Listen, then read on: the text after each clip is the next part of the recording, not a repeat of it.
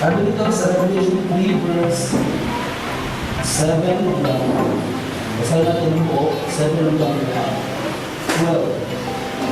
And to the angel of the church in Philadelphia write, these things says he who is holy, he who is true, he who has the key of David, he who opens and no one shuts, and shuts and no one opens. I know your works. See, I have set before you an open door, and no one can shut it. For you have a little strength, have kept my word, and have not denied my name. Indeed, I will make those of the synagogue of Satan who say they are Jews and are not, but lie. Indeed, I will make them come and worship before your feet, and to know that I am not.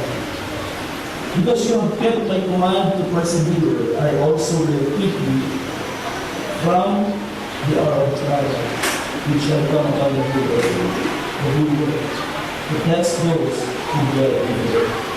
Behold, I am coming quickly. Hold fast what you have, that no one may take your life. He who overcomes, I will make him a pillar in the temple of my God, and he shall go out no more. I will write on him the name of my God, the name of the city of my God, the New Jerusalem, which comes down out of heaven from my God, and I will write on him my new name. He who has an ear, let him hear what the Spirit says to the churches. Praise the Lord. So nabasa natin ang buong sulat ng Panginoon o mensahe ng Panginoon para sa Iglesia ng Philadelphia. Ito yung pinadala sa mensahero. So we try to cover three things. Una, ang local church, ang city ng Philadelphia at ang iglesia na nag-exist sa panahon na yan. And then, ang panahon o ang church age na siyang nilalarawan ng iglesia, ng local church. So may panahon siyang tinutukoy sa kasaysayan ng Kristyanismo. And then, kung ano ang relevance ito sa ating buhay ngayon na nasa huling araw. Excuse me. So, ang ating paksa ngayon ay may pamagat na the overcomer's little strength. Ang kaunting lakas ng mananagumpay. So, it's very interesting to see na ang iglesia ng Philadelphia ay mayroong kaunting lakas at siya nakapagpatuloy. In fact, this is the only church na in-address ng Panginoon dito sa Revelations 23 kung saan wala siyang laban. Wala siyang laban. Mapapansin natin sa mga nauna natin pinag-aralan, sabi ng Panginoon lagi, I have someone against you. Mayroon akong ilang laban sa iyo. Dito sa Philadelphia ay walang laban ng Panginoon. So it seems na they were doing well. Na-appreciate sila ng Panginoon, in-encourage na umapit na matibay upang hindi mawala ang kanilang korona. Sabi sa verse 11, hold fast what you have, that no man take away your crown.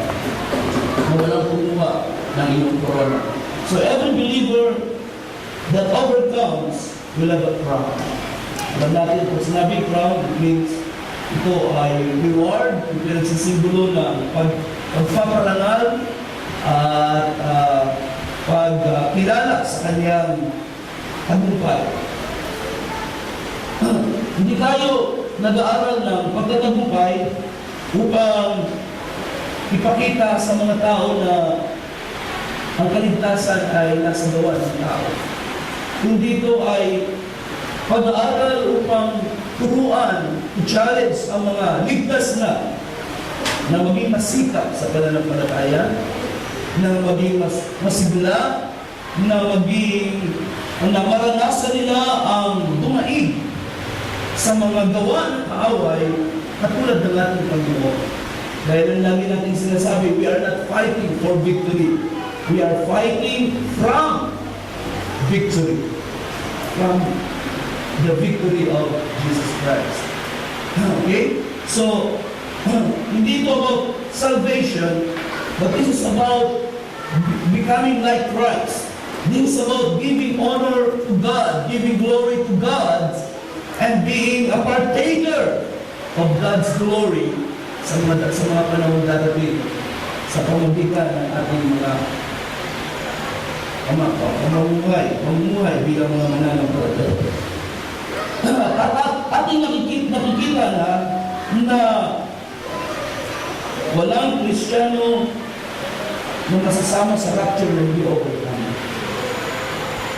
Okay? Walang Kristiyano makakasama sa rapture ng hindi overcome. Sa ang panahon ka man nabuhay, sa unang panahon o sa huling panahon, you can only become part of the rapture kung ikaw ay hindi overcome sa panahon na hindi overcome. So mahalaga na ma-recognize ng mga mananampalataya ano yung dapat nilang daigin sa kanilang panahon. Sa ating panahon, maraming bagay tayong dapat daigin. At ang kabuuan ng church ages na ito ay napapakita sa atin na ang mga pakikipagbaka ng mga unang mananampalataya ay parehong bagay din na ating binabaka ngayon.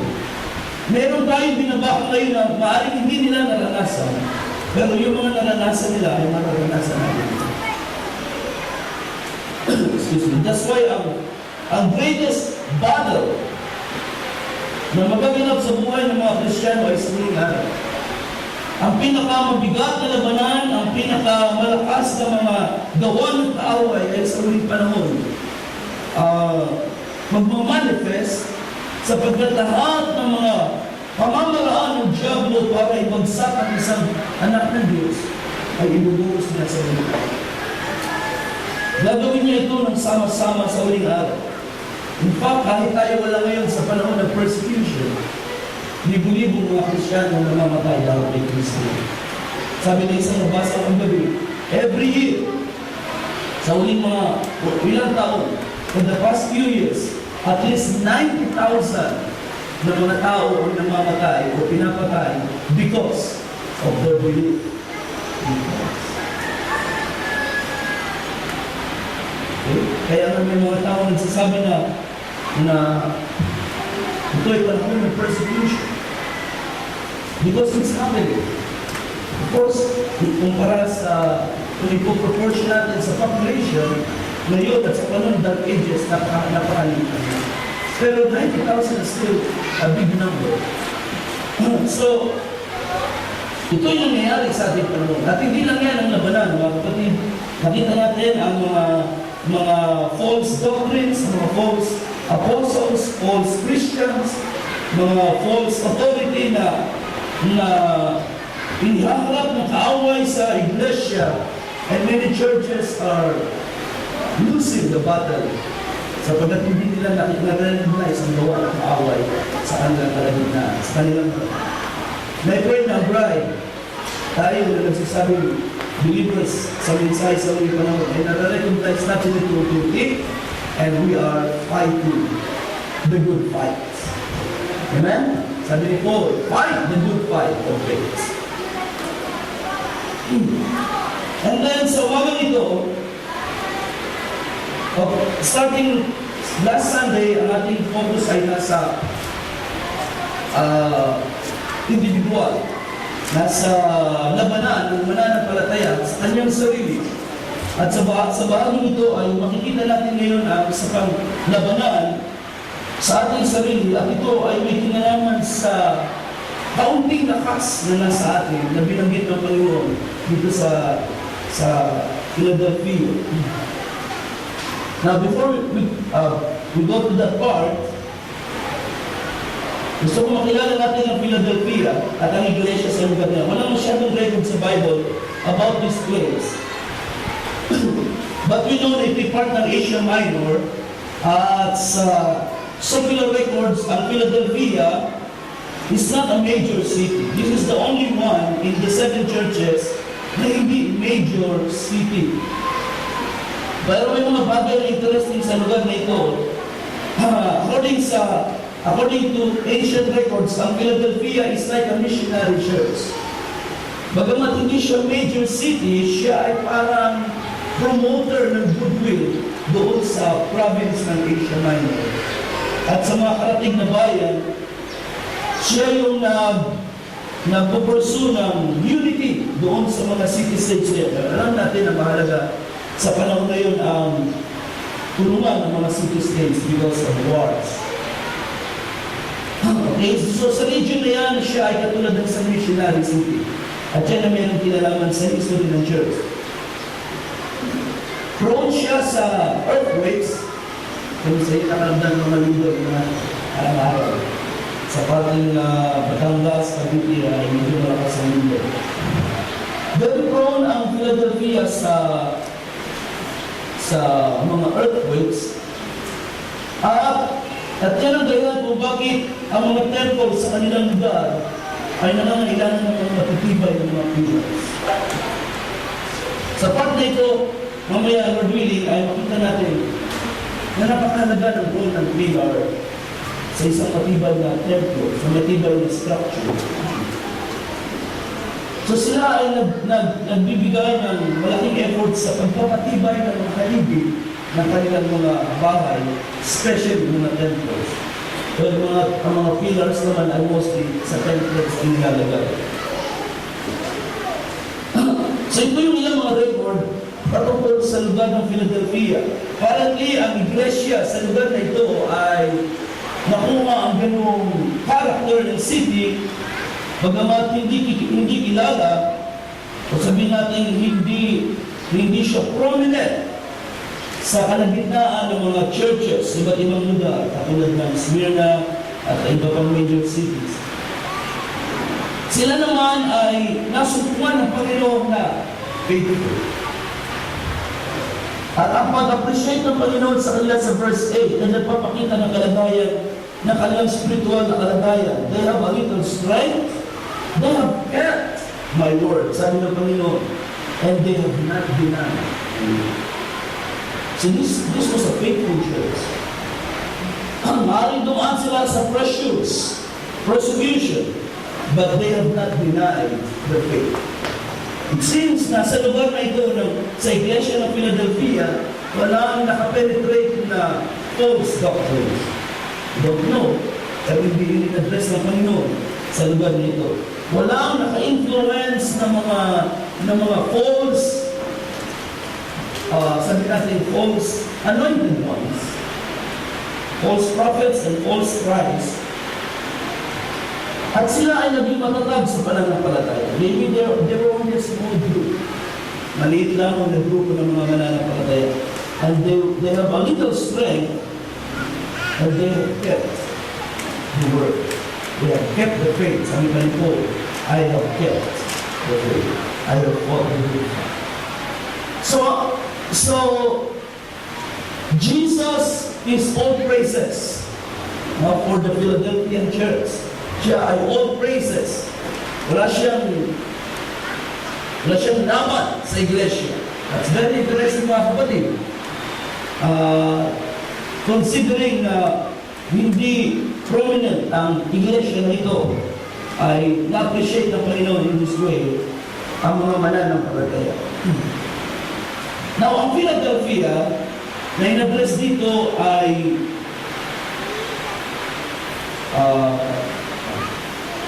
type and shadow, o sabihin natin foreshadow, ng ika-anim na panahonan ng iglesia.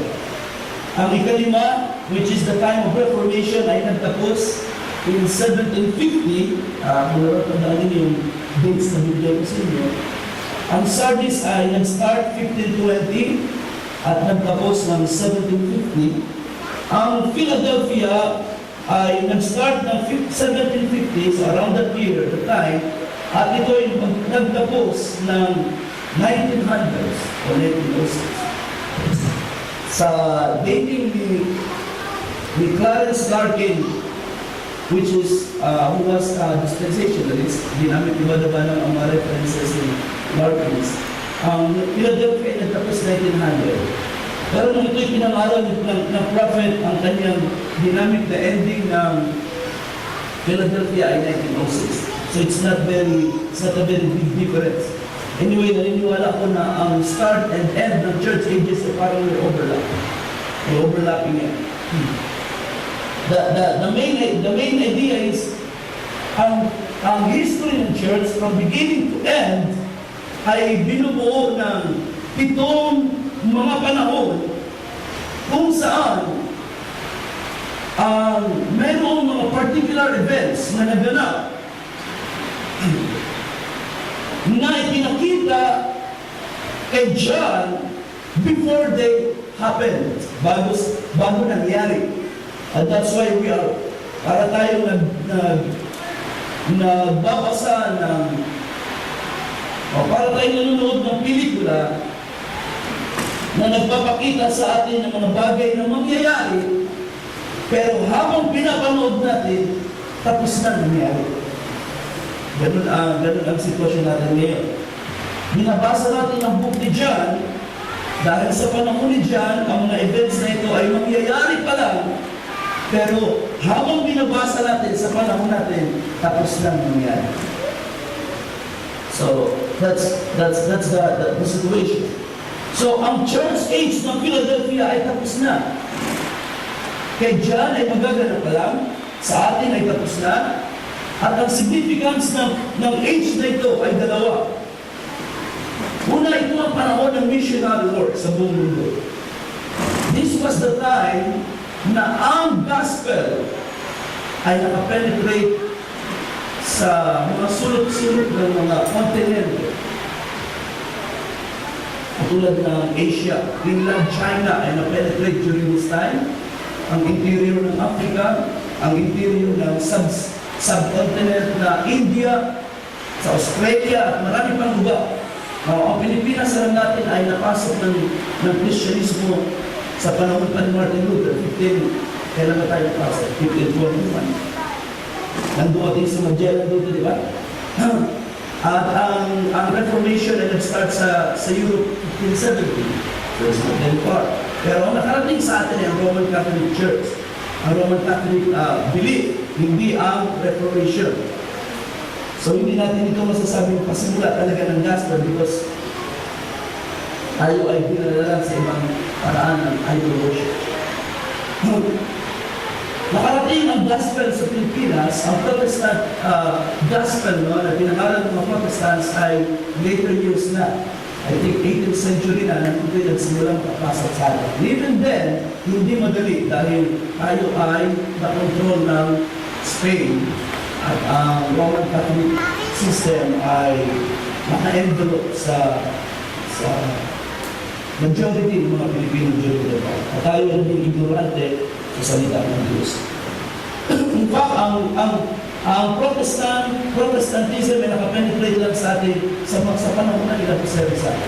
Kung aware kayo sa history ng Pilipinas, si Jose Rizal ay na-educate sa Europe. That's one of the reasons kung bakit si Jose Rizal ay nagkaroon ng nag-start ng quiet revolution or peaceful revolution sa pamamagitan ng pagsusulat, exposing the lies, the errors, and the evils of the Roman Church.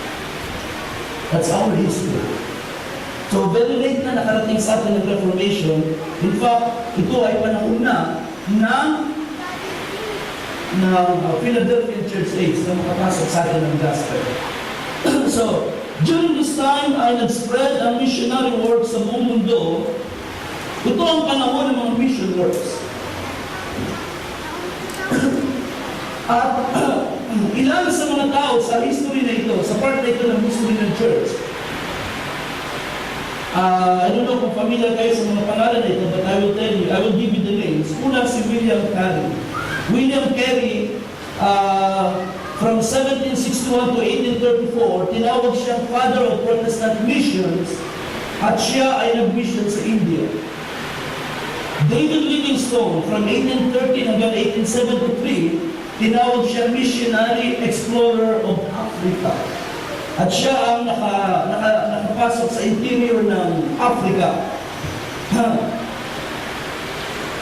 Si Hudson Taylor naman ang tinawag na faith missionary to China from 1832 to 1905. Si George Whitefield ay naging tinawag na sensational evangelist of Britain and America.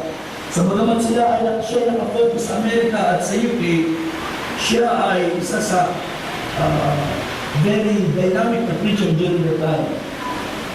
And then we have Dwight Moody from 1837 to 1899, tinawag siya revivalist. Si Charles Finney, tinawag na father of American revivalism. Si John Darby, tinawag na father of dispensationalism. Charles Spurgeon, tinawag na the finest preacher sa panahon na ito. Si William Booth ay siya ang founder ng Salvation Army. Kung nakapunta na kayo sa mga lugar na December, mayroong mga babae may hawak na bucket ng humingi ng donation sa mga malls. Salvation Army. At si William Booth ang nag-start ng grupo na yan. Alexander Campbell ang founder ng Disciples of Christ. Now, these men, most of them are missionaries. At sila yung mga missionary na they went on missions without support. Okay? Of course, may dala silang gospel, they were called of God. Meron silang home church. But most of them ay namatay sa mission field. Hudson Taylor, si William Carey namatay sa India, si Taylor namatay sa family, and eventually doon na namatay sa China. Okay, so these are missionaries na wala talagang sumuporta ang denomination sa kanila, especially towards the end of their lives. Nag-survive sila sa kanilang mga pamamahala na. Katulad ng mga missionaries ngayon, kailangan meron support ng church. At hindi makabiyahe kapag walang may contribute ng mga tao sa kanila. Hindi ko ang totoong missionaries.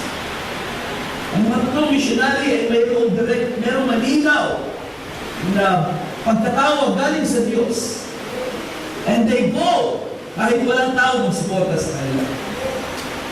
Sapagkat sila ay may trabaho dapat gawin, alam nila ito ay para sa Diyos at ang Diyos ang magpaprovide sa kanila mga pagkakataon. The church is just one way of God's provision. Pero kapag natapos na ang kayang gawin ng isang home church, kung ikaw ay talagang tinawag ng Diyos sa mission work, maaaring maputo lang support ng home church, pero hindi maputo ang support ng tinawag sa Diyos. Amen? Sa panahon ng mission work na ito, ng mission work ay nag-spread ang gospel in a way na hindi pa nagawa sa mga nagdaang panahon at na-establish sa mga mission fields at na-establish ang mga churches kung saan makarating ang mga missionaries.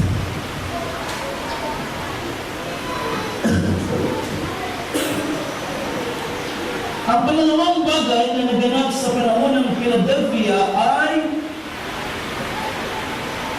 ang holiness movement. Ang holiness movement ay iba sa Methodist. Bagamat ang holiness ay nagugat sa Methodism, alam natin si John Wesley ang founder ng Methodism at si John Wesley ang star messenger ng Philadelphia. Hindi siya popular na preacher at hindi siya dynamic na preacher. In fact, ang kanyang kaibigan si George Whitefield ay mas magaling na preacher kaysa sa kanya. Ang kanyang kapatid na si Charles Wesley ay mas magaling na composer ng music, ng hymna kaysa sa kanya. Mas maraming denomination sa panahon ni John Wesley na by the time of their death ay malaki ang mga denomination iba. Si John Wesley, ayon sa record ng history, sa bansa niya, sa UK, ay less than 1% lang ang converts niya during his lifetime. Pero pagdating sa mission work, ay hindi matatawaran si John Wesley. In all his lifetime, sabi ng record, he preached more than 40,000 sermons. Sa panahon niya, walang aeroplano, walang kotse. But he traveled as a preacher for more than 250,000 miles on horseback. Horseback. Kaya kung kayo ay nag-mission at nag-ubos, masarap pa rin ang biyahe. Kaysa ang generous. Pinakabayo lang niya pag siya ay tumatawid cross-continent sa Amerika para mangaral sa mga simbahan. In 5 centuries, 50 years na kanyang buhay, ginawa niya ito on horseback, traveling from church to church, edifying the church, teaching the people, converting people. At marami siyang mga attackers, maraming mga detractors si John Wesley.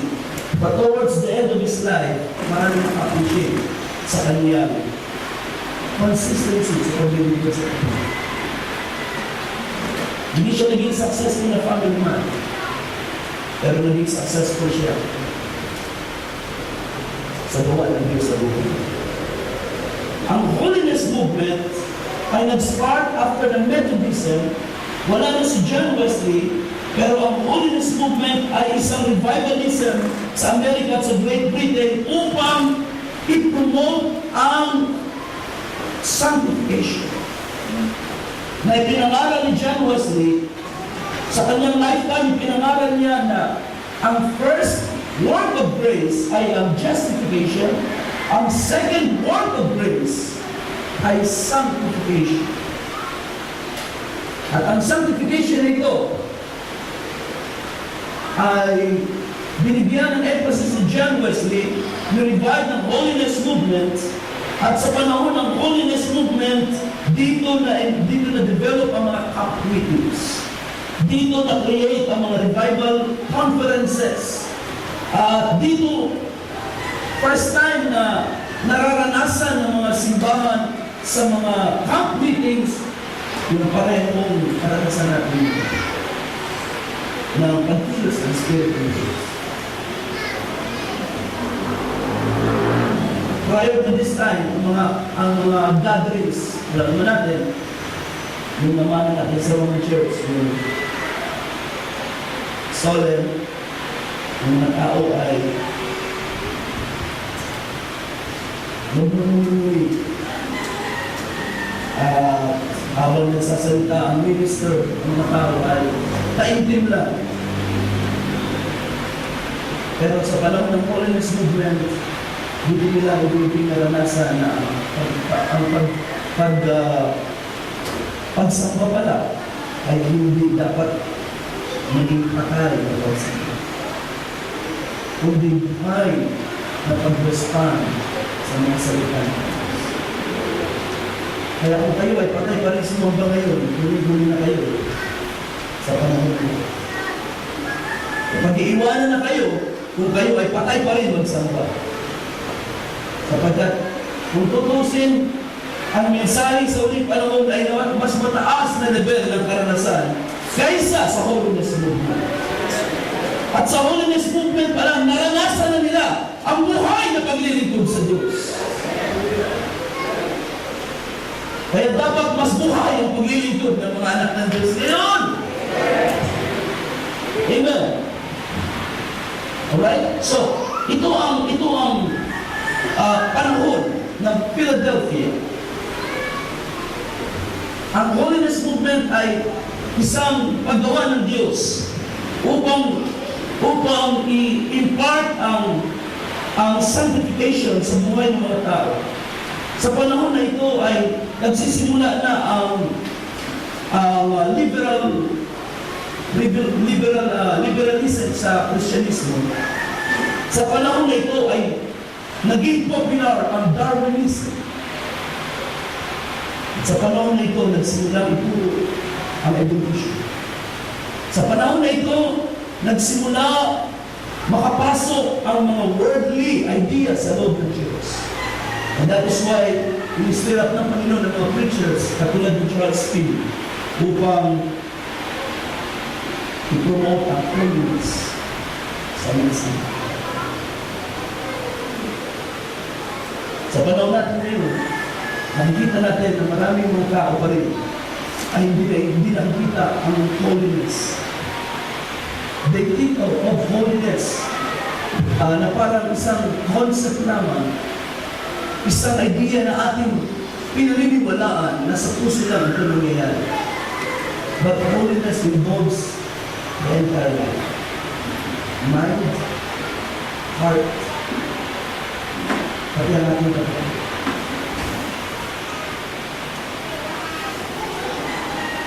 Ang mga simbahan na nagtuturo na it's okay na kayo ay magsimba na hindi kailangan nakaayos. Maraming churches ngayon na nangangaral na tinaalaw ang mga tao. Mga church members na sisimbang na assurance, sisimbang na sleepless.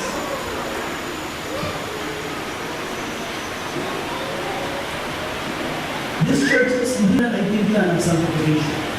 Maybe hindi sila na-influensyahan ng holiness movement sa panahon.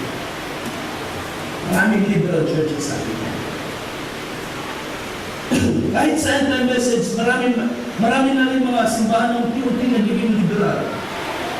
At ginagamit ang biyaya upang i-tolerate ang mga inappropriate na mga attitude at behavior ng mga Christian. Pero naniniwala ko mga kapatid na ang holiness nang ito'y pinangaral ni John Wesley, bagamat maaaring hindi niya nakita ang buong larawan, but holiness remains a true doctrine sa atin. Just like justification. Tapos na ang Reformation age, but the doctrine of justification remains because it is the Word of God.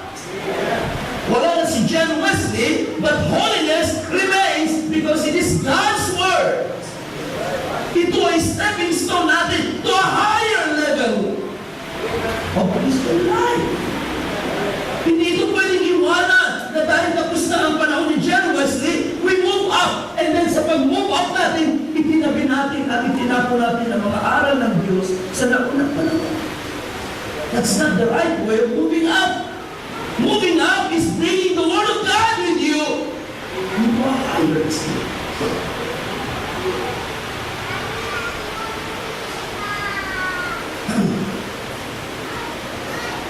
Kami naniniwala mga kapatid, when it comes to holiness, dapat mas holy ang end-time church kaysa sa Methodist church. Mas holy ang end-time believers kaysa sa mga disciples of Christ, kaysa sa mga revivalists sa unang panahon. Dapat mas holy ang buhay ng mga end-time believers kaysa sa mga Pentecostals.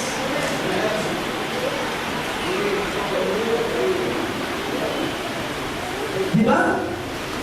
Sapagkat we have moved past those experiences. Nakalagpas na tayo doon. Dinala na tayo ng Diyos sa mas mataas na karanasan.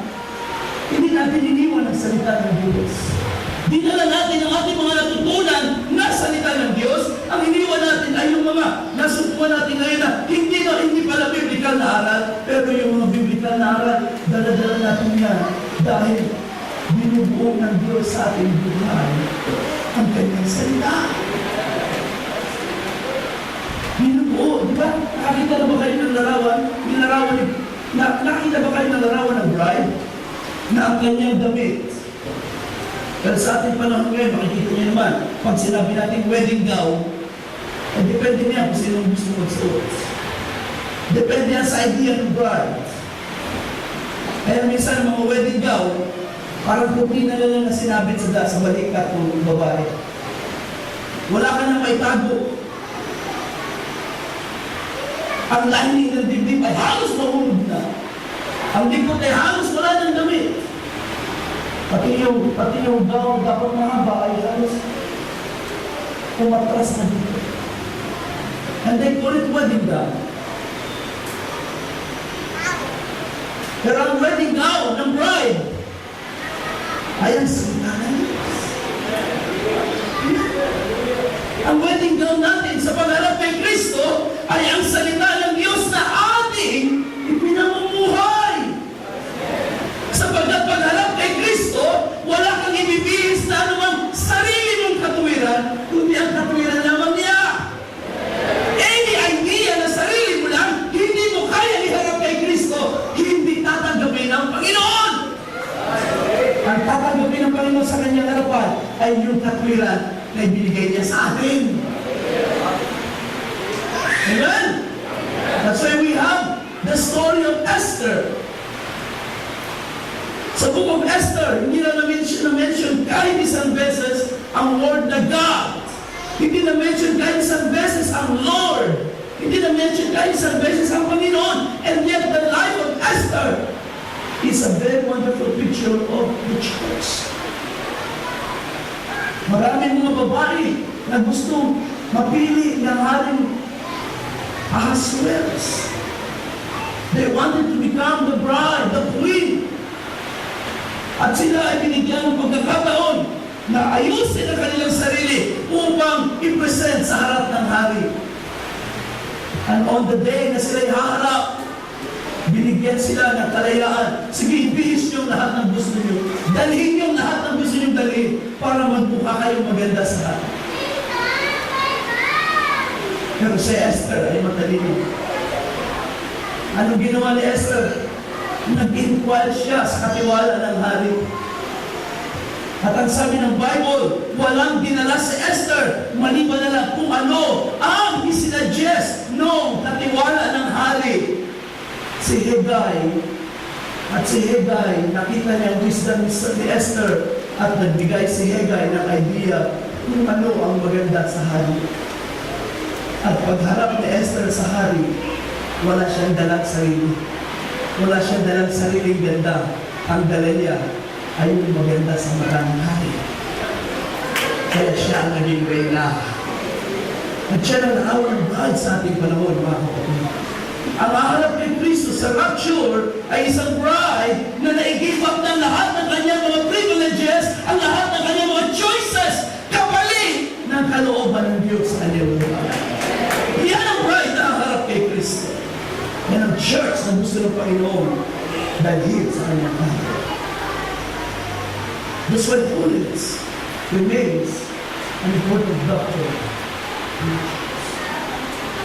Ang holiness ay hindi dapat sa church lang binibihis.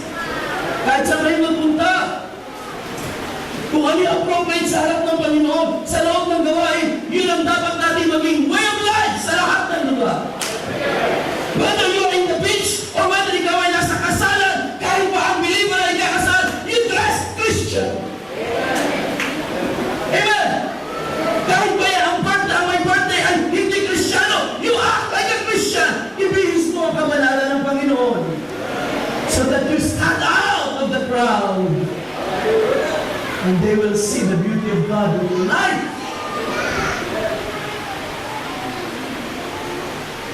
Hallelujah.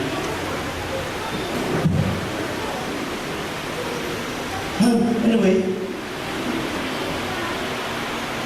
balik tayo sa Revelation 3. Balik tayo sa Revelation 3. And then, tingnan natin ang ilang mga talata. Sa verse 7, nagpakilala si Jesus. Sabi niya, "This thing says He who is holy, He who is true. He who has the key of David, who opens and no one shuts, and shuts and no one opens." Ito ay quotation ni Jesus mula sa isang salita ng Diyos sa Isaiah 22, verse 20 hanggang 22. Mamaya puntahan natin. "I know your works. See, I have set before you an open door." Now, so itong salitang open door ay nagsisignify ng opportunity upang i-spread ang salita ng Diyos. It's an open door. So Pablo ay nanalangin sa Colossians at humingi ng dalangin sa mga believers. Sabi niya, pray for me that God will open the door for the word. I think it's in Colossians chapter 4. Tingnan natin sa Colossians chapter 4.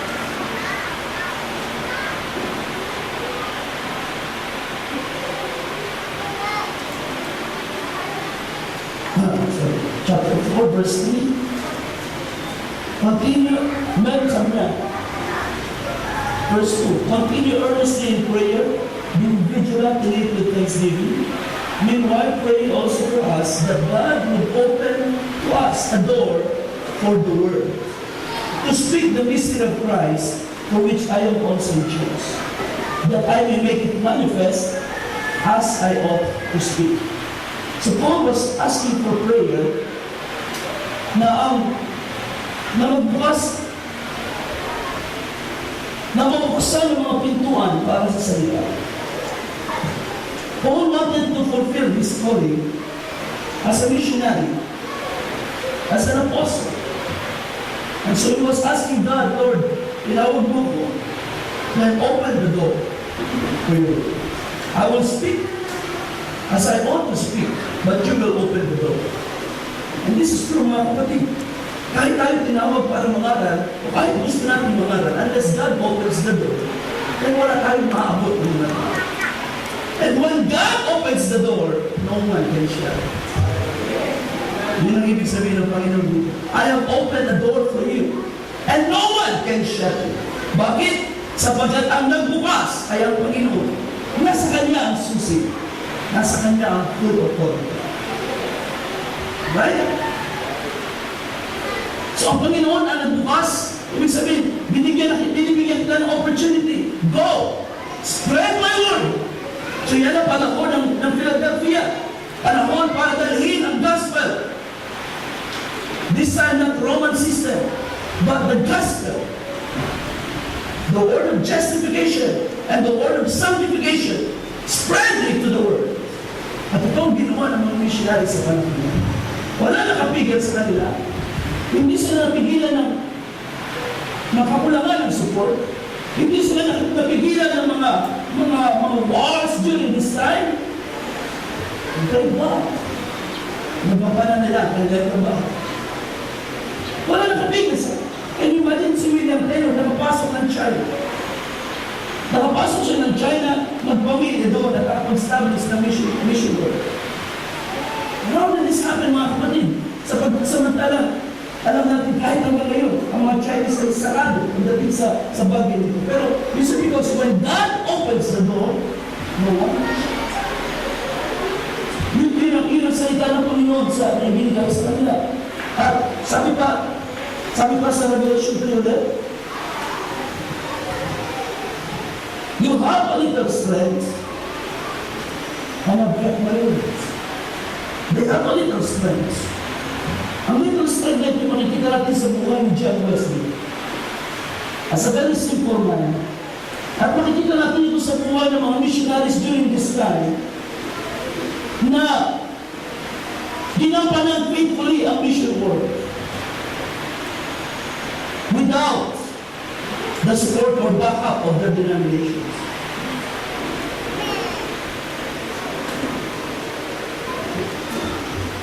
They have a little strength, but they kept the word and they fulfilled the mission.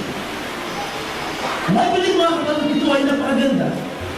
Because sometimes inisip natin ang lakas. Tayo magiging malakas kapag mayroong nagbabackup sa atin na malalaking tao. At yun ito, sa mga unang panahon ng aking paglilingkod sa Panginoon, inisip ko kapag yung mga malalaking tao sa church sa inyo wala na, dahil parang wala na rin akong lakas. Parang hindi mo na rin kaya magpatuloy. And then I found out na ang tunay na backup ko ay ang Diyos. At ang mga backup support ng tao ay secondary lamang ito sa suporta ng Diyos sa buhay. Kung habang support ng God, kahit walang suporta ng tao, you can continue. You see? Because there is enough strength in your life para matapos mo ang trabaho mo. At ito ang pinapakita sa Philadelphia. Ano itong little strength na taglay ng church na ito para magampanan nila, ma-fulfill nila ang pinapagawa ng Panginoon sa kanila. Na ito kailangan natin sa karamihan. This means a lot para sa mga overcomers sa ating panahon. Ituloy ko lang. You have little strength, you have kept my word, you have not denied my name. Indeed, I will make those of the synagogue of Satan who say they are Jews and are not, but lie. Indeed, I will make them come and worship before your feet to know that I have loved you. I will make them come and worship. It's not to idolize the church. It is to recognize their efforts. It is to recognize their labor. Katulad ng buhay ni John Wesley, na sa pasimula ng kanyang ministry, marami siyang detractors, marami siyang away, marami nag-turn down sa kanyang concept. Na kanyang pasimula ng Methodism, marami mga simbahan ang hindi agree sa kanyang idea. Pero guess what? Sa panahon natin ngayon, yung pinasimulan niya, ginagawa natin. Siya ang nagpasimula ng Bible study. Yung bang pag-aaralan ng salita ng Diyos na si Diyos. Prior to his time, bago niya ito sinimulan, normally, ang salita ng Diyos ay pinapangaral lang sa pulpito. Pero never na ito ay inupuan ng mga lalaki o ng mga babae o ng isang grupo na nagkasundo para mag-aral ng salita ng Diyos. It's either sa university, tinuturo ng professor, o sa church, ipinapangaral ng isang theologian. But never na ito ay inupuan para himay-himayin sa isang detailed Bible study. So yung kanilang pinamamalian mo, ngayon ina-apply ng karamihan ng simbahan. Yung discipline na sinimulan ni John Wesley, ngayon ay pinopromote ng mga simbahan, kahit hindi Methodist, kahit hindi Orthodox. Yun ang ibig sabihin ng Panginoon.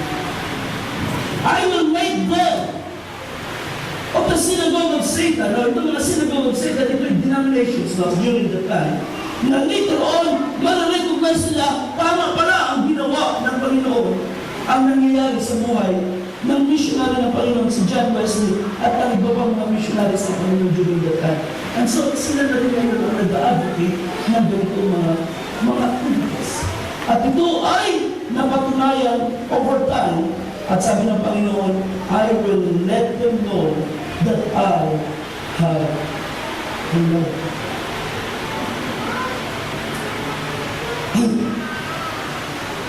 In other words, ako ang may gawa.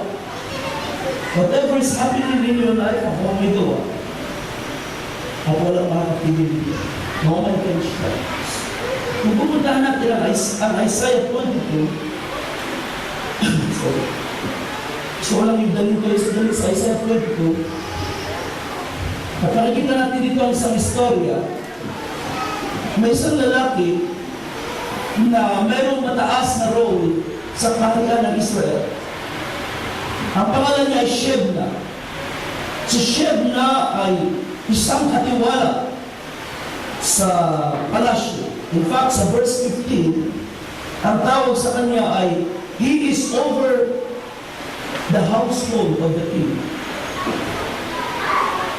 Verse 15, sabi nito, Shebna who is over the house. So, ibig sabihin siya ay steward. Pag sinabing steward, para siyang katiwala ng isang bahay na lahat ng nangyayari, nalalaman niya. Sa palasyo, Siya ang nagbibigay ng access sa hari. Pwede niyang pigilin ang mga tao para makapasok sa hari at pwede niyang buksan ang pintuan para ang mga tao ay malapit sa hari. Pero si Sheb na ay nagyabang at naging palalo, buhay pa siya, ay nagpatayo na siya, nagpagawa na siya ng kanyang lubingan. Na kanyang pinagawa upang itaas ang kanyang sarili. At nagalit ang Panginoon sa kanya, at sabi ng Panginoon, I will throw you away violently, sabi sa verse 17. Verse 19, so I will drive you out of your office, and from your position, He will pull you down. Then it shall be in that day that I will call my servant Eliakim, the son of Hilkiah. I will clothe him with your robe and strengthen him with your belt. I will commit your responsibility in his hand. He shall be a father to the inhabitants of Jerusalem, to the house of Judah. The key of the house of David I will lay on his shoulder. Ito yung nire-refer to Jesus sa Revelation 3 kanina. So he shall open, and no one shall shut. And he shall shut, and no one shall open. I will fasten him as a peg in a secure place, and he will become glorious, a glorious throne to his father's house. So si Eliakim ang ipinalit, at si Eliakim ay tinaas ng Panginoon, at sa bahagi nito, si Eliakim ay naging foreshadow to Jesus Christ. Nang ibigay sa kanyang susi ng bahay ni David, ibig sabihin, ginawa siyang steward. Ginawa siyang katiwala, siya ang magbubukas at magsasara ng pintuan. Pag binuksan niya, walang pwede magsara. Pag sinara niya, walang pwede magbukas. Think of that as authority. Ang hawak ng susi ng bahay, ikaw lang ang magbubukas ang binuksan. Diba? At ang ibibigay kay Eliakim, binigyan siya ng Diyos ng napakalaking role sa palasyo. So can you imagine, ang tiwala ng Panginoon at ng hari ay nasa kanya. Eliakim, hawakan mo ang susi. You decide. Pag sinara mo, sarap. Pag binuksan mo, okay, nakarap ito. Nakausap mo. That's the point. At ito ang kinuha ni Jesus sa Revelation 3. I am He who opens and no one can shut. And when I shut, no one can open. Alam natin yan. Exactly yan ang John 14:6. I am the way, the truth, and the life. No one comes to the Father except through me. When I open the door for you, then you can enter. When I close the door against you, wala ka na magagawa. No one comes to the Father except me. That's why sa Revelation 1, bago niya i-present ang 7 church ages, at bago niya i-introduce ang star messengers, nagpakilala siya kay John, I am He who was alive and was dead, and behold, I am alive forevermore. And I have the keys of Hades. Anong ibig sabihin ng Panginoon? Hawak niyang susi ng libingan at ng kamatayan. Ibig sabihin, walang magagalaw ng kamatayan maliban ang Panginoon ang magpahintulot. Amen? Walang magagalaw ang libingan maliban na ang Panginoon ang magbigay ng go. At kapag hindi ang Diyos nagbigay ng go, wala silang magagawa. But let me tell you mga kapatid, hindi ito applicable sa lahat ng tao. Ito applicable lang sa mga anak ng Diyos. Ito ay applicable sa mga mananampalataya. Our life is secure in the hand of Christ. Pag wala ka kay Kristo, then the devil can do anything in your life. Pwede niyang sirahin ang buhay mo. Pwede niyang guluhin ang buhay mo. Pero kay Kristo, kung ikaw ay na kay Kristo, kahit galit na galit siya sa iyo, hindi ka niya magagalaw kapag sinarahan ng Panginoon ng pintuan. Praise God. Kaya kung nakapapasok ang diablo sa buhay mo ngayon, baka nagpapahintulot ang Panginoon. So you better watch out kung anong plano ng Panginoon sa mga nangyayari sa buhay. Because the authority in your life is in the hand of Christ. And so pagkatapos niyang sabihin, I have the keys, inintroduce niya ang church ages, inintroduce niya ang star messengers, at pagdating dito sa ika-6, binigyan niya ng day ng authority na ito. Dito po, nakakapagod. Sabi na pa rin ako, nagsasara, ako nagbubukas. Ngayon, binuksan ko ang pintuan para sa iyo. Ano ang dapat mong gawin, kapatid, kapag nalaman mo nagbukas ang Diyos ng pintuan sa iyo? Pasukin. It's God's opportunity for your life. It is God's way for your life. At kung ano man ang nasa likod ng pintuan na yan, hindi ka mababayaan ng iyong Panginoon. Because He opened the door for you. And that's the mission work. And that's the life of the church. Tayo ay pumapasok lang sa mga pintuan. Oh, listen, huwag kayong papasok sa pintuan na hindi ang buhay ng Christ. Amen? Hindi lahat ng opportunity galing sa Diyos. Hindi lahat ng magagandang binibenta sa kaharapan mo ay galing sa Panginoon. Di ba minsan, kung kailan ka nagsasabi, Panginoon, sino kaya magpapautang sa akin? Gusto ko makabili ng house na biglang may lumapit na buhay. Ang eligibility ng Diyos. Kung kailan ako nag-pray, parang iniisip ko na magandang bumili ng bahay niya, meron magpapautang sa akin. Hindi lahat ng opportunity galing sa Diyos. Baka lalo kayo tulog niya. Baka magiging kahantuan mo niya.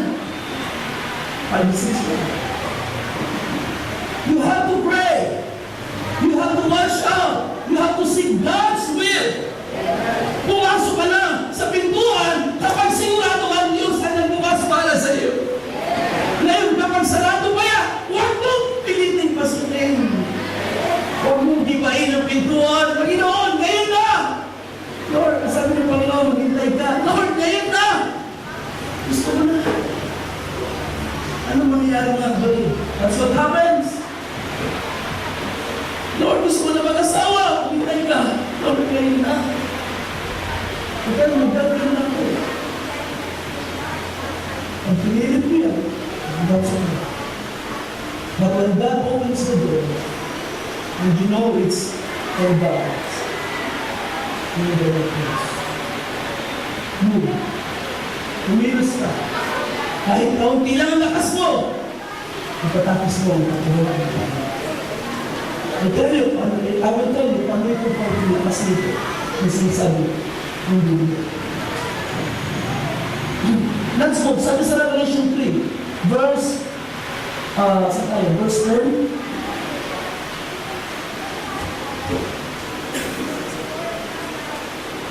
Because you have kept my command to persevere,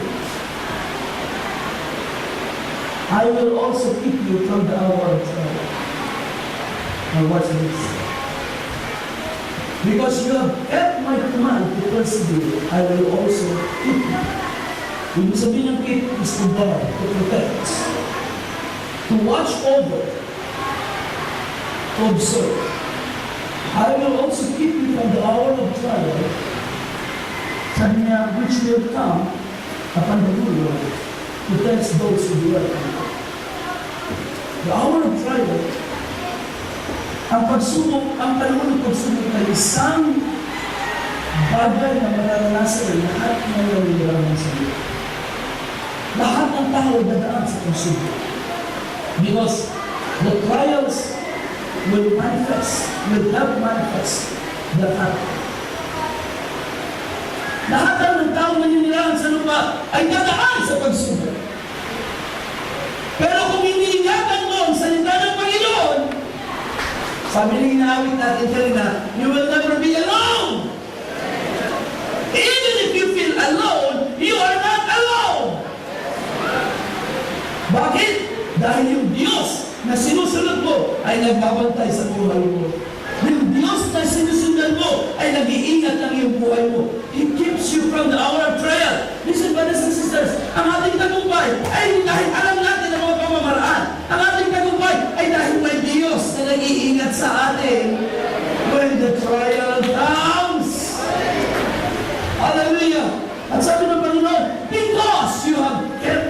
command to persevere. Now listen to this mga kapatid. This command to persevere, itong tinatawag natin perseverance, yan ang little strength ng isang mga. Because pag dumaan tayo sa lahat ng pagsubok, pag ginarap na natin ang pinakamabigat ng mga sitwasyon, there is only one thing na nasa puso natin, nasa isip ng isang tao. Sukin na. Hindi ko na kaya. Pero, kapag meron kang little strength, lahat ng katawan mo ay nagsasabing, ayoko na! Pero yung little strength ang nagputulak sa iyo, humakbang ka pang isa. Ayoko na magsimba! Pero pagdating ng lindo, nandun ka. Ayoko na gawin ang mga bagay nito, pero pagdating ng tamang oras, ginagawa mo para sa Panginoon. That is the power of perseverance. That's your little strength. Yan ang nag-iisang lakas. Yan yung natitirang lakas sa atin kapag tayo ay gusto ng sumuko, pag tayo gusto ng mag-give up sa lahat ng mga sitwasyon. And I tell you what, kung gaano kahalaga ang perseverance nito, mapansinin niyo mga kapatid. Ang perseverance ay isang, ano tawag ba natin? Isang attitude. Isang behavior na mahalaga sa book of Revelation. Ito ay ginamit sa Revelation chapter 2, verse 2 and 3 sa Ephesians. Ginamit ng salitang patience, but the Greek word is the same. Umone, it means perseverance. Patience is passive. Pag sinabing patience, naghihintay ka na. Ikaw ay hindi pumalalaw sa isang lugar. You are waiting for something to happen. And then you move. Pero perseverance is not. Perseverance is you continue. You press on. You see, it is courageous endurance. Patience, kung minsan sinasabi natin, kung nagpapasensya ko natin. Minsan hindi maganda yung ating tingin sa patience, pero ang pupumone is positive. It is active. Hindi ka naghihintay na nakasimangot. You are positive. You are hopeful. And that's why you are pressing on because you are good. Right? Mahalaga ito sa overcomer. Binamit ito sa efficient age. Basahin yung Revelation 2 and 3, nandun ang salita, patience. That's perseverance. Pupumone. Ginamit ito sa Revelation 2 verse 19 sa Chetaira, your patience or perseverance. And then Revelation 3 verse 10, because you have kept my word to persevere. Kaya naniniwala kung ito'y mahalaga, ito ay isang mahalagang character ng overcomer. Because kapag wala ka nito, maiiwan ka sa rapture. Yes. Ito ay mahalagang bagay sa isang overcomer. You will not make it into the rapture kung wala kang perseverance. At kapag hindi ka nakasama sa rapture, kakailanganin mo pa rin ang perseverance. You will need it in the great tribulation. At alam niyo ba sa great tribulation, Revelation 13 verse 10, mababasa niyo ang perseverance doon, connected sa panahon ng pagtatatak ng mata ng Antikrist. So, whether ikaw ay gusto ma-rapture or ma-miss mo ang rapture, you need to persevere. Kung hindi ka mag-persevere sa panahon na ito, then magiging relax ang iyong Christian life, lahat ng bagay ay iaalaw mo sa buhay mo, so you do not become an overcomer. Pag naiwan ka sa rapture at pasok sa tribulation, wala kang perseverance, magiging kasama ka sa army ng Antichrist. Dahil pag nag-persevere ka sa panahon ng great tribulation, ang bulo niya ay kamatayan. In fact, you will persevere to be killed by the Antichrist. Lahat ng tribulation saints na in-identify sa Bible as tribulation saints ay patay, namatay sa panahon ng great tribulation. Kung hindi ka mapapasama sa mga papatayin, mamamatay sa kamay ng Antichrist, dahil sa pananampalataya, dahil sa perseverance mo, at ikaw ay na-survive dahil sa pag-compromise, then you don't make it to the millennium. Dahil lahat na papasok sa millennium ay overcomers. Lahat ng mag-ahari kasama ni Kristo ay overcomers. Sa panahon natin, mga overcomers, meron naman tayo na at meron mananatiling buhay. Sa panahon ng Great Tribulation, lahat ng overcomers ay papatayin ng Antichrist. At sabi ng Biblia, sila ay nagtagumpay sa ganung buhay.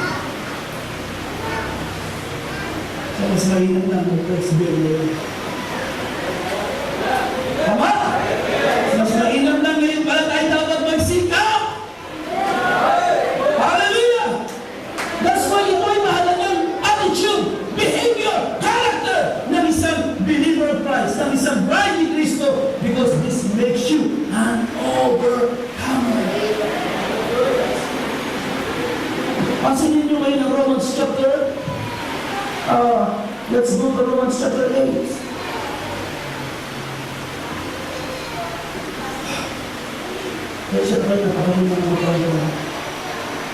Romans chapter 8. Romans chapter 8. Now let's move. Sabi dito sa verse 20, 34 tayo mag-start. For we were saved in this hope, but hope that is seen is not hope. For why does one still hope for what he sees? So tayo ay lumitas sa pag-asa nito. Niligtas tayo ng Panginoon ngayon upang magkaroon daw tayo ng pag-asa na ito. Ngayon, siyempre, dahil ito'y pag-asa, hindi pa natin nakikita. Verse 25, but if we hope,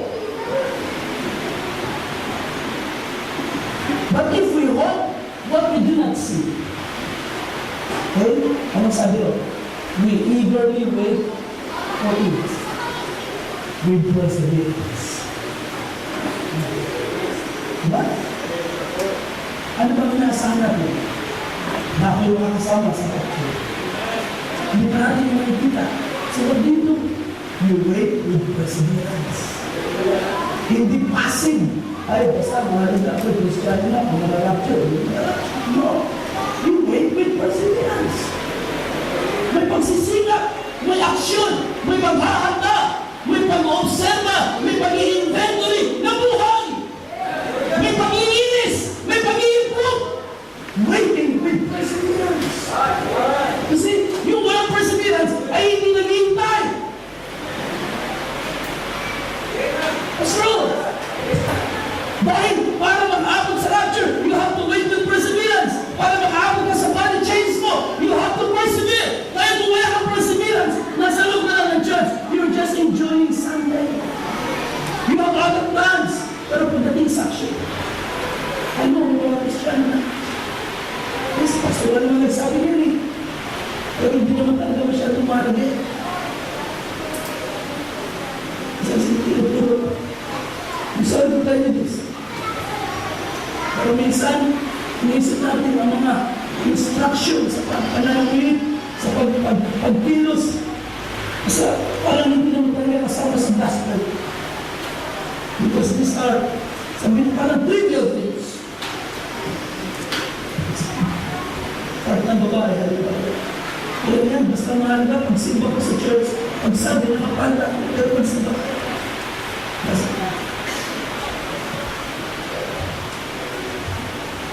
Unang ka sa perseverance. Unang ka sa pagsisikap. Parang iniisip natin, hindi lang ang mahalaga sa kanila. That is not true. Ang buong buhay natin ay mahalaga sa kanila. Ang lahat ng araw natin, nagbabantay ang mga kanila. Romans chapter 5. Bakit mahalaga ang perseverance dito? First tayo sa chapter 5.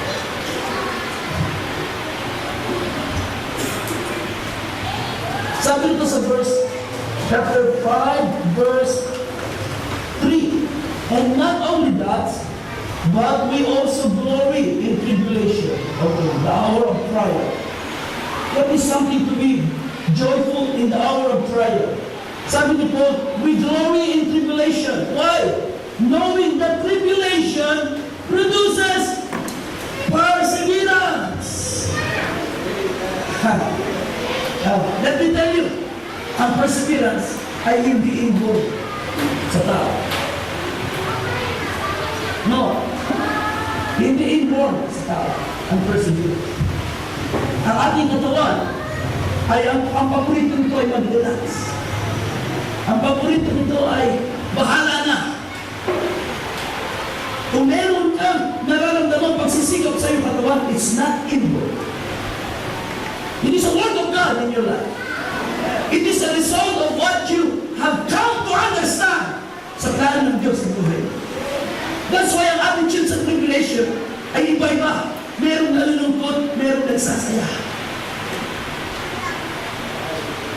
Merong hindi nakaka-appreciate ng tribulation, pero sabi ni Paul, we glory in tribulation.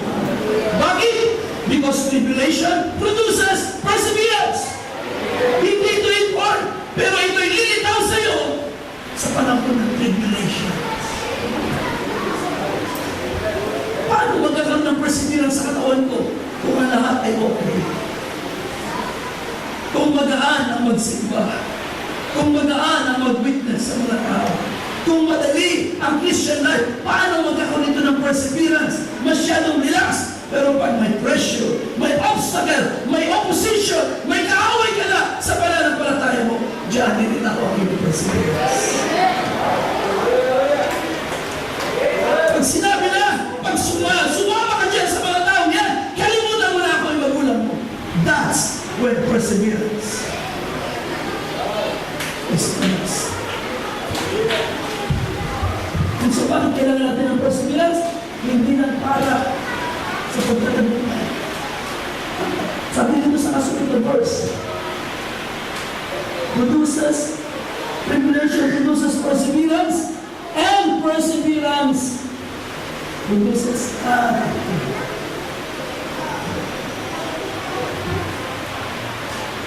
Ang tunay na character pala natin ay lumalabas pag may tribulations na. At kung sa panahon ng tribulation, you persevere. Nagsisikap ka, nagtitiis, nagtsatsaga, at nagpapatuloy sa mga ng tribulation, diyan pala namumuo ang karakter ng Kristo. No wonder, hindi inaalis na Panginoon ang trial sa buhay natin. Amen? Gaya ng sinasabi ko sa inyo palagi, mas mahalaga sa Diyos kaysa sa ating kaligayahan sa lupa, mas mahalaga ang karakter natin. Sapagkat sa karakter, that's where we become like Jesus. Bago ka maging like Jesus in body, you become like Jesus in character. Amen? Sabi ni John, we shall be like Him because we shall see Him as He is. What is that? Body. Body likeness. Pero bago ka maging katulad ng katawan ni Kristo, kailangan maging katulad ka ng character. Dito sa Lord.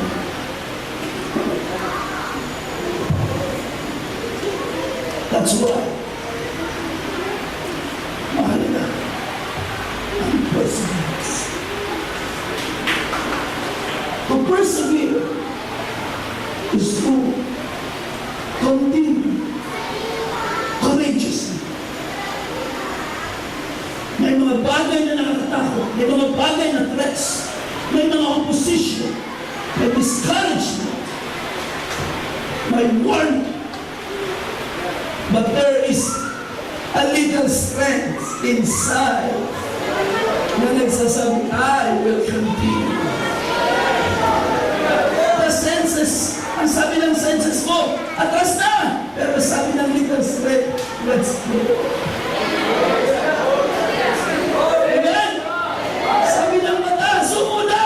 Pero sabi ng little strength, one more step. Isa pa. One more step. Brother, sister, hindi yan galing sa atin. Yan ay lakas sa Kristo. Yan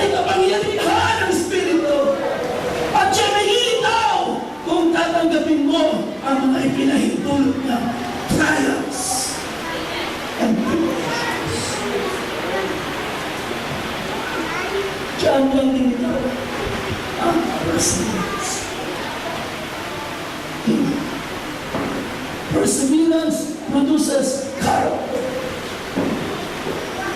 Idagdag yung James 1. Anong sabi sa James 1? Verse 3. At ibasahin ng James 1.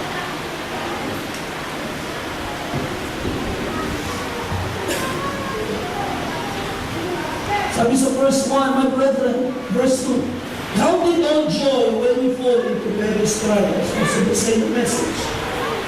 Sino dito may trials? Amen. Pwede ba kayo magsaya sa panahon na ito ng inyong trials? Pwede naman sabihin, praise the Lord sa aking trials. Bakit? Knowing that the testing of your faith produces perseverance. That's perseverance. Well, anong gagawin ng perseverance dito? But let patience or perseverance have its perfect work, that you may be perfect and complete. Amen. So nagiging complete ang ating Christian life sa puno ng ating pagsasigay. Sa panahon ng trials. Makukumpleto ba? Hindi sa panahon na kumpleto ang gamit mo. Hindi sa panahon na lahat ng bagay kaya mong bilhin.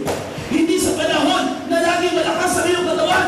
Makukumpleto ka sa panahon ng trials. That's the Bible. Yes. We pray for God. We pray for God's provision. Kailangan natin yan. But when God allows trials, hindi tayo makakas. Amen? We pray for God's provision. Lord, i-provide mo sa amin ang isang bahay sa bahay na aming sarili. Pero kung hindi masagutin ang Panginoon, hindi tayo makakas. Kung ito ay trials, your will be done. We will go on. We will press on. We will persevere in trials. Hanggang sa pupunta natin character. Hallelujah. Glory to Jesus. Glory to Jesus. Yes, brothers and sisters. Kailangan natin. Now, let's move.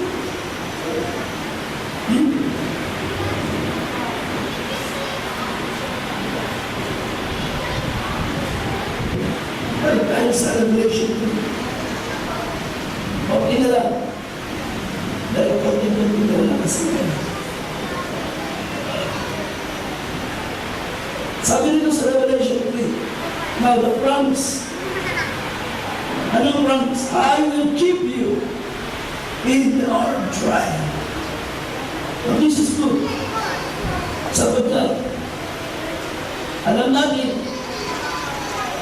na ang kaaway mga pangyayon. But it is not, we win against the enemy. Hindi dahil tayo matalim na, o dahil marami tayo malam. But it's because of God's keeping, God's protection. Kung haharapin ko ang kaaway, then I am confident, I will win. Dahil iniingalan ko ng Diyos. That's the promise. Hindi ibig sabihin na hindi mo haharapin ang kaaway. Pero ang sabi ng Panginoon, iingatan mo. Pagkaharap mo ng timong sa buhay mo, babantayan mo ka. Pag legions na ang nasa paligid mo, binabantayan mo ka.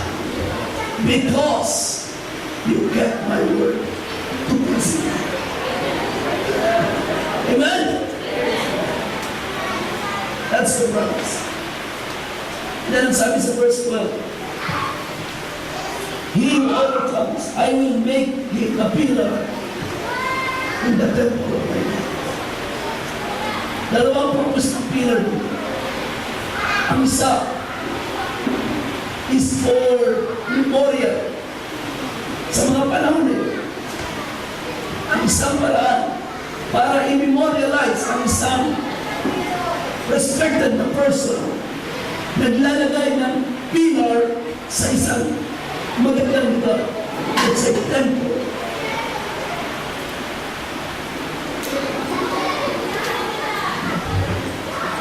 Naglalagay ng pillar. At anong purpose ng pillar na yan? Para i-memorialize yung tao. Ang pillar na ito sometimes ay repulto o kaya ay bus, hulog ng tao at mga si ating i-memorialize.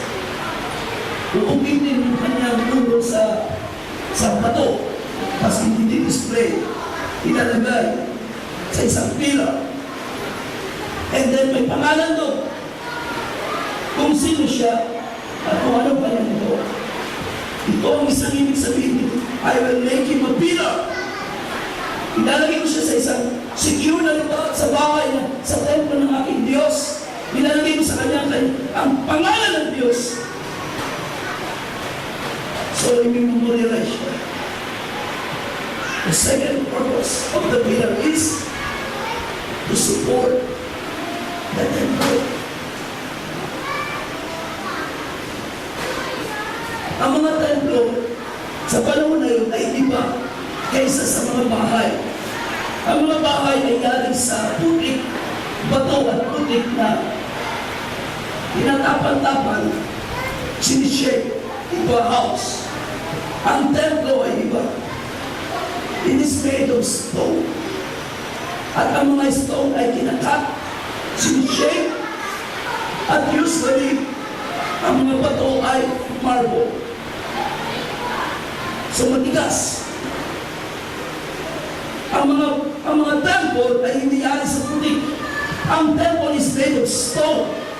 And usually, ang temple ay walang wall, kundi ang kanyang wall is made of pillars. Sunod-sunod ng mga pillars. And then, ang kanyang structure ay nakatungkol sa pillars. So, pag tumaan ang lalim doon, matitest kung matibay ang pillar. Pag na-shake ang lupa at hindi bumuho ang structure, matibay ang pillar. Kasi mga kapatid, that's why ito ang pag-exalt ng Panginoon sa mga overcomers. Kayo ay gagawin niyang pillar sa kanyang tahanan. Ano ibig sabihin? Kayo ang support ng bahay ng Diyos. Let me tell you this. Ang ministry ay nagsasurvive. Hindi na nagsasurvive. Nagtatagumpay dahil sa mga pillars ng gawain. Amen? At ang pillars ng gawain, hindi sila naging pillar dahil sila pinakamaraming pera.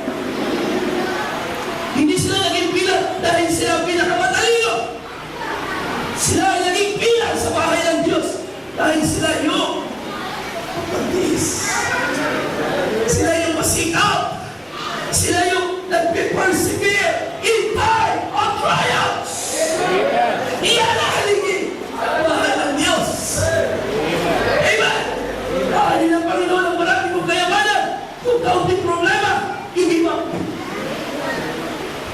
Pero kahit wala kang pera, magsigap ka. Makikita ng Panginoon ang iyong pagsisigap at magiging living testimony sa mga tao. At makikita nila, marami lang nawala, nandiyan ka pa rin sa gawain ng Panginoon. Because you keep the word of perseverance.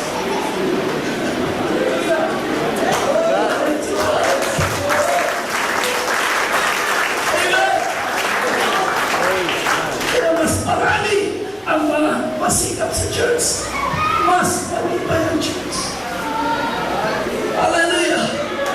Mas marami ang perseverant mga Kristiyano. Mas overcover ang gawain ng Diyos. Amen! Hallelujah! I will make you a pillar in the temple.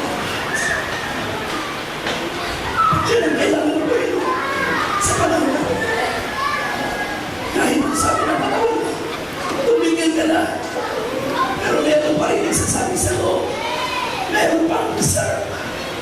May kaunti na malakas. Kaya mo ba yan?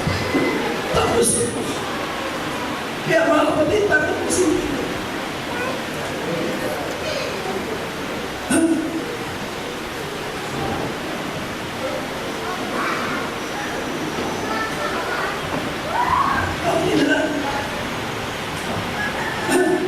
The church of God is not held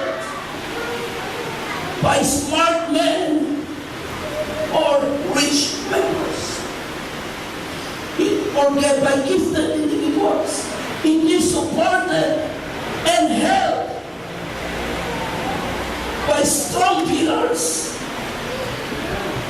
the perseverance. Alam niyo mga kapatid, ito ang maganda.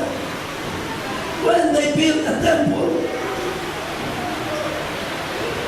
ang structure usually ay ang puno. Right? There are only 3 parts of a temple. Sa panahon na yun, the structure, the pillar, the foundation.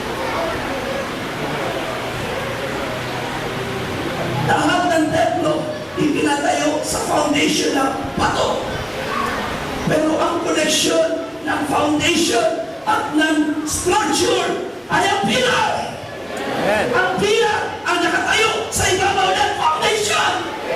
Kapag ang pillar ay matibay, nakatayo sa foundation, kahit anong lindol, ang structure ay hindi mag-iiba, nag-away.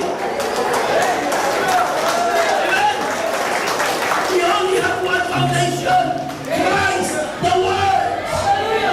The Word, the foundation na ilatag na ni Pablo. Amen. Na ilatag na. Amen. Ngayon ang kailangan ng Diyos ay pillars.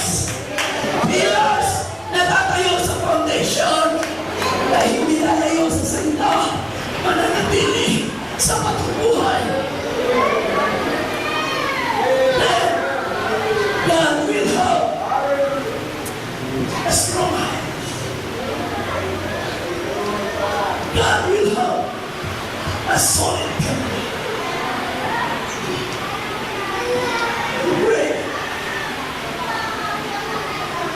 Magkaroon tayo ng kabilang sa iglesia. I pray na dumami pa ang mga pillars na gawain ng Diyos. Mga tao masikap, lalaki, babae masikap, na nakatayo sa salita. Naglilingkod sa Diyos, hindi dahil sa tao, kundi dahil sa salita. Sila ang haligi ng gawain ng Diyos. Sila ang mga ng Diyos.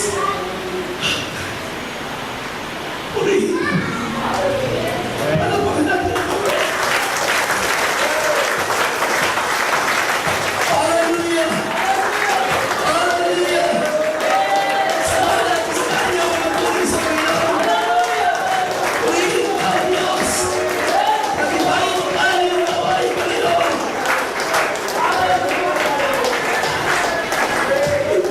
Ibayin tayo lahat mga kapatid. Hallelujah! Hallelujah! Ang buti ng Diyos, mga kapatid. Who knows? Who knows the mind of God? Nang magiging haligi ng kanyang gawain. It's not the mighty men, not the smart people, not the rich ones, but those who have little strength to persevere. Those who have little strength to continue, they become pillars in the temple. Oh, there's hope for all of us. God is great in all of us. God is working in your life. Let me tell you this once more, brothers and sisters. Gumagawa ang Diyos sa inyong